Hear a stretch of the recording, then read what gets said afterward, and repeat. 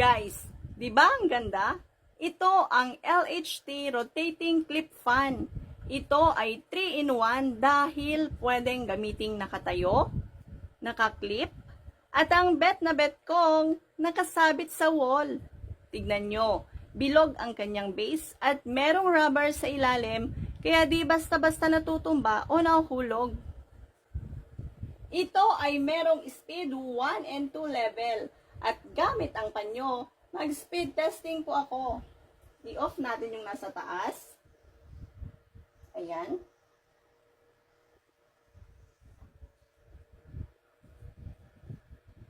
Speed level 1 and speed level 2.